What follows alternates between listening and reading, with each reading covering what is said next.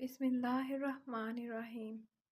بزرگ سنایا کرتے تھے کہ ایک شخص سے بہت سارے لوگ دوستی کا دم بھرنے لگے تو اس کے والد نے کہا، بیٹا، ہر دوست کہلانے والا شخص دوست نہیں ہوا کرتا۔ بڑی جانچ پڑتال کے بعد کسی کو دوست سمجھنا چاہیے۔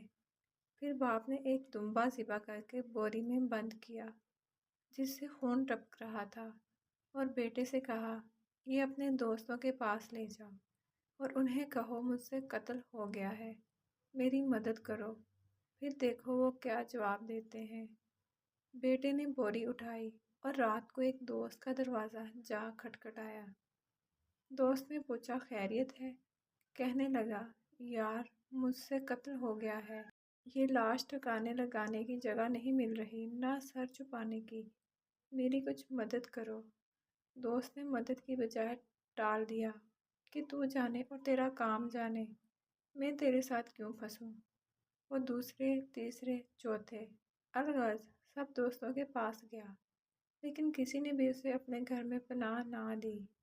وہ مایوس ہو کر والد کے پاس آیا اور کہا، ابا حضور، آپ درست فرماتے تھے، واقعی وہ میرے دوست نہیں تھے جو مصیبت کا سن کر ہی بھاگ گئے۔ والد نے کہا، بیٹے، میرا ایک دوست ہے اور زندگی میں نے اس ایک کو ہی دوست بنایا ہے۔ اب تو یہ بوری لے کر اس کے گھر جا اور دیکھ وہ کیا کہتا ہے۔ بیٹا اس کے گھر پہنچا اور اسے وہی کہانی سنائی جو اپنے دوستوں کو سنائی تھی۔ اس نے بوری لے کر مکان کے پچھواڑے میں گڑھا کھود کر دبا دی اور اوپر پھول لگا دیے تاکہ کسی کو شک نہ ہو۔ بیٹے نے باپ سے آ کر سب کچھ بیان کیا اور کہا، ابا جی، آپ کا دوست تو واقعی سچا دوست ہے۔ باپ نے کہا، بیٹا، ابھی ٹھہر جاؤ، اتنی جلدی فیصلہ نہ کرو، کل اس کے پاس دوبارہ جانا اور اس سے بدتمیزی کرنا، پھر جو رد عمل ہو وہ آ کر مجھے بتانا۔ بیٹے نے ایسے ہی کیا، دوسری صبح گیا اور اس سے بدتمیزی اور لڑائی کی۔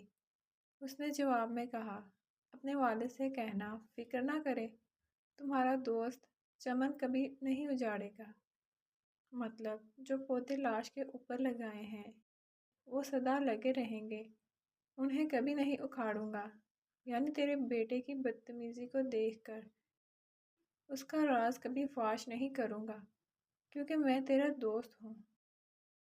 دوست مشکل وقت میں کبھی ساتھ نہیں چھوڑتا۔ موبائل فون اور خصوصاً فیس بک کی بدولت آج سب کے پاس ہزاروں دوست ہیں۔ ان ہزاروں میں سے کتنے ہیں جو واقعی ہمارے دوست ہیں، اور کیا ہم خود بھی؟ میری ویڈیو دیکھنے کے لیے شکریہ۔ اگر میری ویڈیو اچھی لگی تو اسے لائک کر دیں اور میرے چینل کو بھی ضرور سبسکرائب کریں۔